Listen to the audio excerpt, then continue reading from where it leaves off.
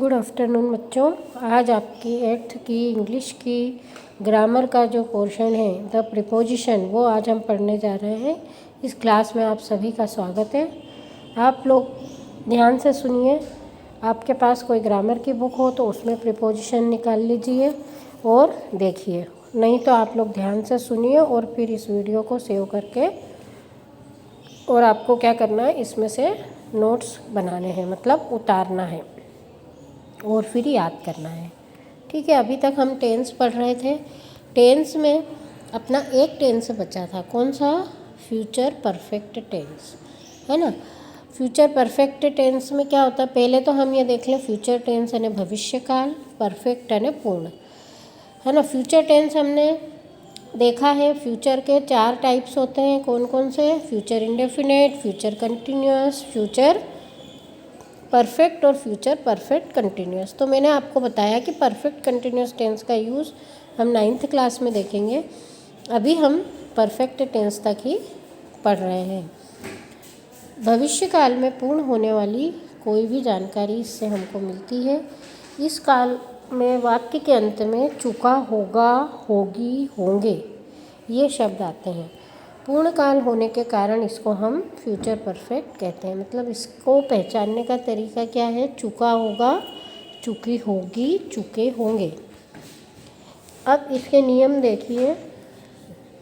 पहला नियम है कि कर्ता आई वी, इनके साथ आपको क्या लगाना है? शेल लगाना है। जैसे फ्यूचर टेंस में शेल लगता है और परफेक्ट में क्या लगता है? हैज़, हैव लगता है। तो हमने ये देखा था कि हैव इसमें लगेगा आई वी के साथ, तो शेल लगेगा और हैव भी लगेगा। और परफेक्ट टेंस की हेल्पिंग वर्ब होती है हैव, और इसमें क्या होता है? मेन वर्ब के साथ थर्ड फॉर्म का प्रयोग होता है। तो इसकी हेल्पिंग वर्ब हो गई शैल, हैव, और मेन वर्ब में थर्ड फॉर्म का प्रयोग होगा। इसी तरह से दूसरा नियम देखो, यू और दे बहुवचन के साथ क्या लगेगा? हैव लगेगा। और ही, शी, इट वगैरह के साथ जो हैज़ लगता है, किस में लगता है? परफेक्ट टेंस में। वो यहाँ पर नहीं लगेगा क्योंकि ये फ्यूचर परफेक्ट टेंस है, इसलिए यहाँ पर सभी के साथ क्या लगेगा? हैव ही लगेगा, हैज़ नहीं लगेगा। तो विल हैव प्लस वर्ब का थर्ड फॉर्म, समझ में आया? Will have plus third form लगेगा ही, शी, इट वगैरह एक वचन की संज्ञाओं के साथ। अब काल का रचना सूत्र, मतलब इसका फार्मूला क्या होगा? पहले subject plus verb plus object. Subject I, verb में फ्यूचर टेंस की हेल्पिंग वर्ब शेल और परफेक्ट टेंस की हेल्पिंग वर्ब हैव। उसके बाद जो वर्ब है उसका थर्ड फॉर्म लगाना है। आई वी यू के साथ शेल लगता है, बाकी थर्ड पर्सन के साथ विल लगता है। ही के साथ विल लगेगा, will have done. Third form लगेगा वर्ब का और ऑब्जेक्ट। इसका फार्मूला नीचे दिया है। मैंने आपको बोला था कि आप लोग एक शीट पर सारे फार्मूले लिखकर, एग्जाम्पल लिखकर मुझे सेंड करेंगे ग्रुप में।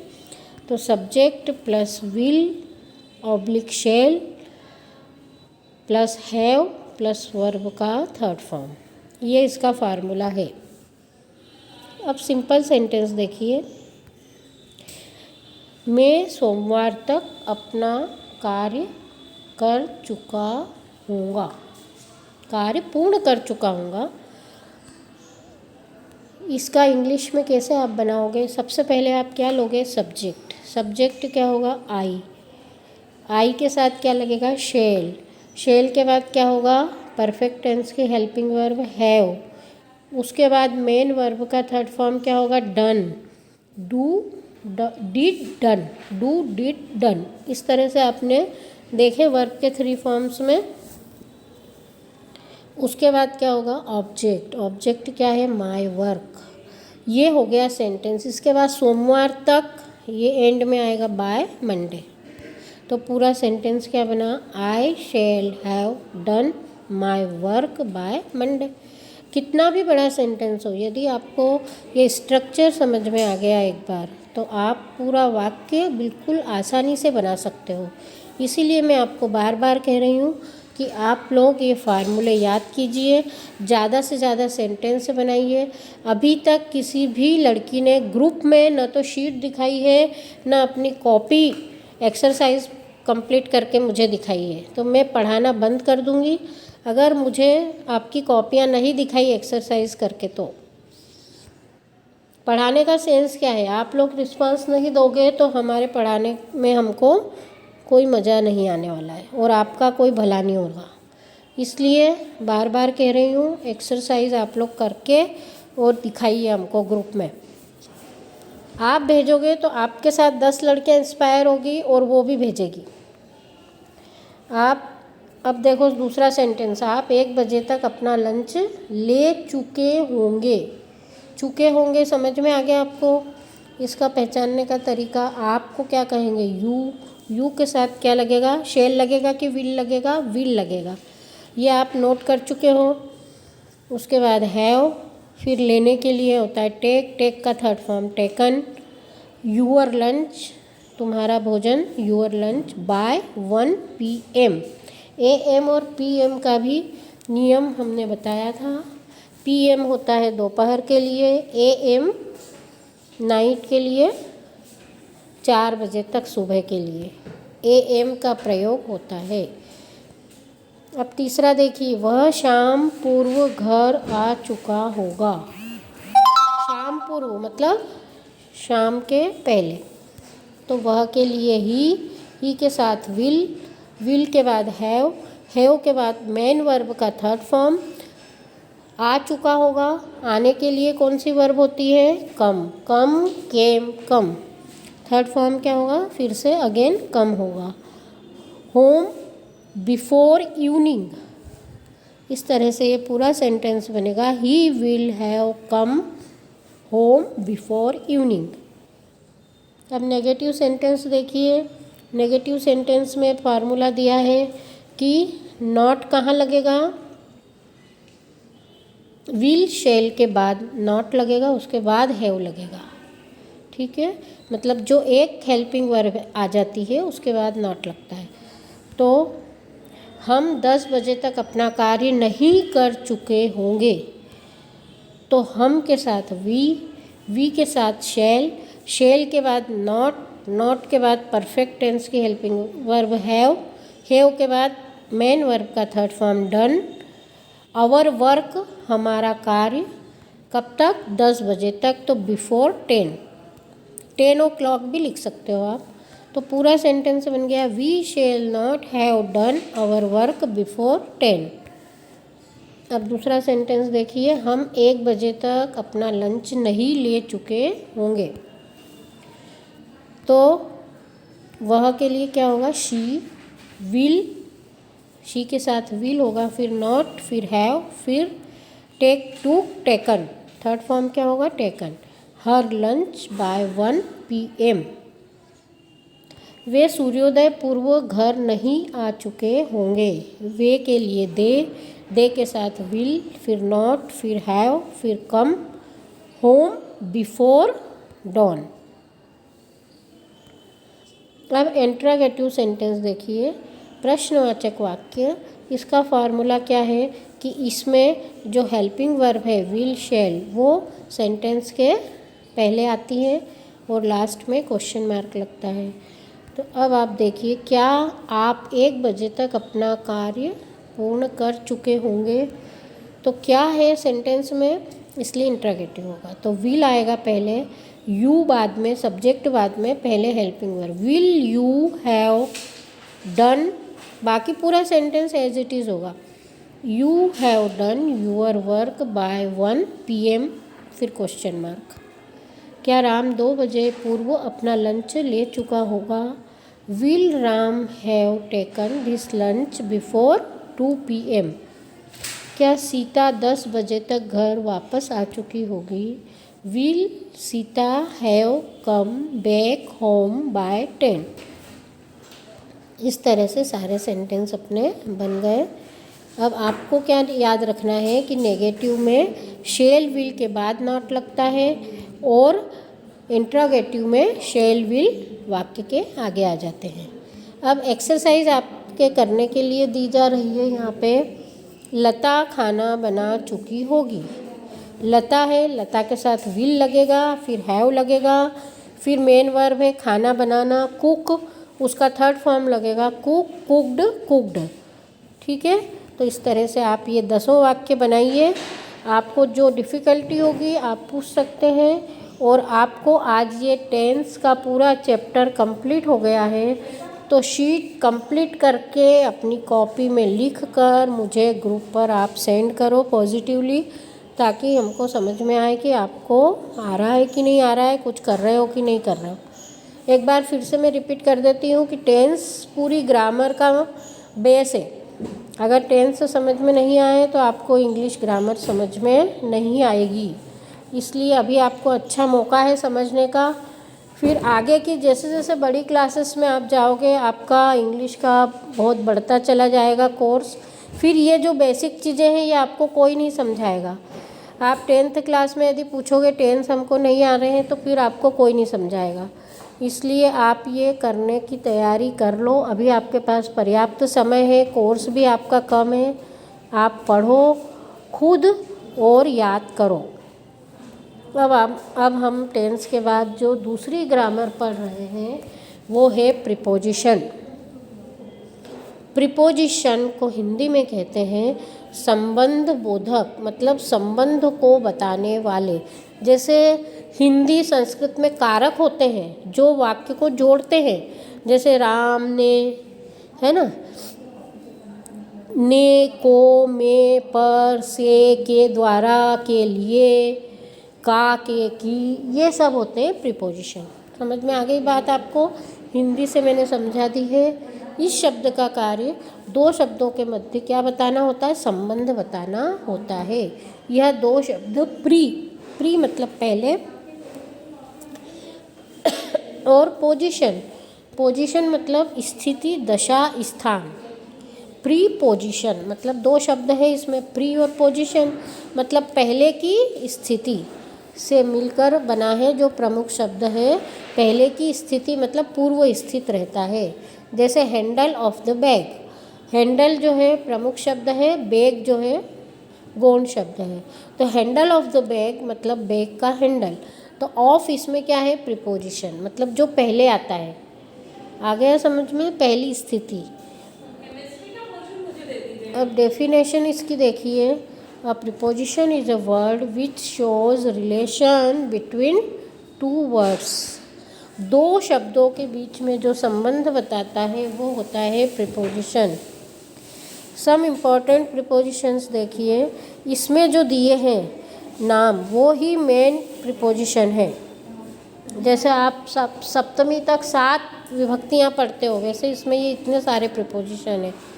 मैं आपको बता दे रही हूँ, ये बहुत ही अच्छी चीज़ है। अगर समझ लोगे तो इंग्लिश आपके लिए बहुत अच्छी हो जाएगी, सरल हो जाएगी।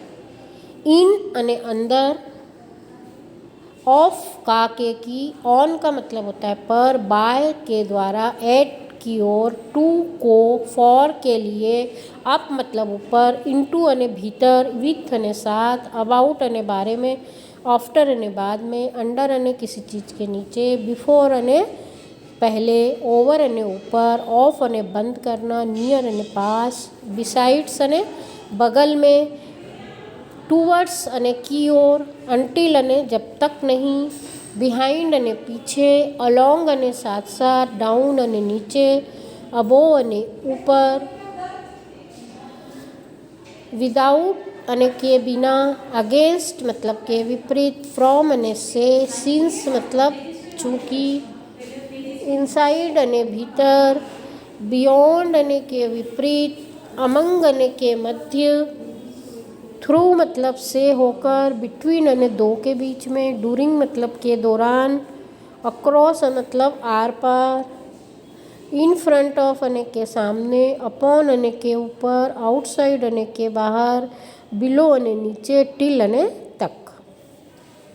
ये इतने प्रीपोजिशन हैं। आपको अर्थ सहित बता दिए हैं। इनका रिवीजन आपकी इंग्लिश की बुक में भी 1-2 लेसन में दिया है, आपको याद आ गया होगा। आपने अगर लेसन पढ़े, लेसन के पीछे की एक्सरसाइज पढ़ी है तो आपको याद आ गया होगा कि ये चीज़ हमारी पढ़ी हुई है। याद आ गया ना आपको? एक लेसन है बीच में, 6 या 7 लेसन है शायद, कौन सा लेसन है मुझे ठीक से याद नहीं है, पर उनके पीछे प्रिपोजिशन दिए हुए हैं। फिल इन द ब्लैंक्स में भी करके बताए हैं, वो एक राउंड सर्कल में भी आपको करके बताए हैं, उसके सेंटेंस भी आपको बनाने को दिए हैं। तो उससे, और वैसे भी आप सेंटेंस में, हर सेंटेंस में एक ना एक प्रिपोजिशन आता ही है, तो उससे भी आपको समझ में आ जाएगा। और ये भी आप कॉपी में कर लो। तो आज आपने 2 चीज़ें पढ़ ली है, इन दोनों का मुझे आपकी तैयारी चाहिए। तो हम आगे कल दूसरी चीज़ पढ़ेंगे।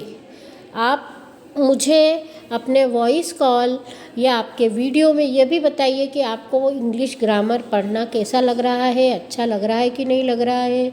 मुझे आप जानते हो, मेरा नाम क्या है, रजनी अग्रवाल। आप ग्रुप में मुझे वीडियो भेजो, बताओ कि रजनी अग्रवाल मैडम हमको ये अच्छा लग रहा है, इसमें ये डिफ़िकल्टी आ रही है, हमने शीट बना ली है। शीट आप सुंदर सजाकर कलर स्केच पेन से जितना डेकोरेट कर सकते हो करो, और मुझे बता दो फ़ोटो खींच के, और अपने घर में लगाओ। ठीक है, मैं प्रिंसिपल मैडम को भेजूँगी आपकी बनाई हुई शीट के फ़ोटो। समझ में आ रही है? ये जो इंटरनल आपका प्रोजेक्ट है, इसके भी नंबर जुड़ते हैं परीक्षा में, तो आपको परीक्षा की तैयारी अभी से करना है।